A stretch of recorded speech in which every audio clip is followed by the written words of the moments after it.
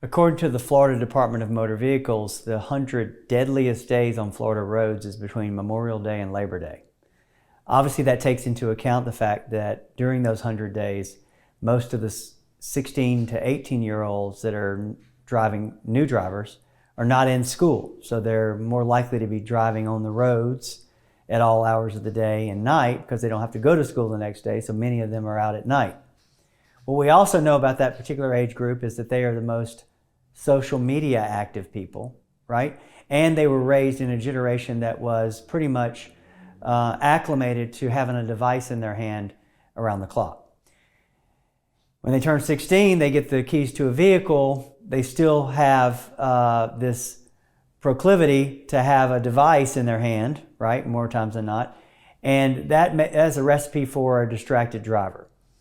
My hope is that we educate the teenagers and the young drivers, especially during this 100 days that the Florida Department of Motor Vehicles calls the Deadliest Days, that we educate them in terms of not using their devices, putting apps on their phones and devices that actually encourages them to not use them.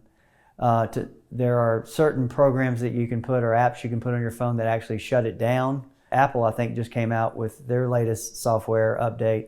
Actually allows you to go to Do Not Disturb when you're in the car. Of course, that is easily disabled, but I think it's important for that age group to encourage that age group to try and not use their devices in the car because it's sort of a slippery slope. If they use their device for GPS, then they get a message, then they want to respond to the message, and the next thing you know, they're not paying attention to where they're going. If you have a teenager who is driving, I would encourage you to try to convince them or take charge of the situation and make sure that they have these disabling software products on their phone and that they use them so that you can ensure that they're not doing 13 things at once while they're driving down the road. If you have questions about distracted driving cases, you can find us on the web at zarzarlaw.com or you can call us at 855-HIRE-JOE.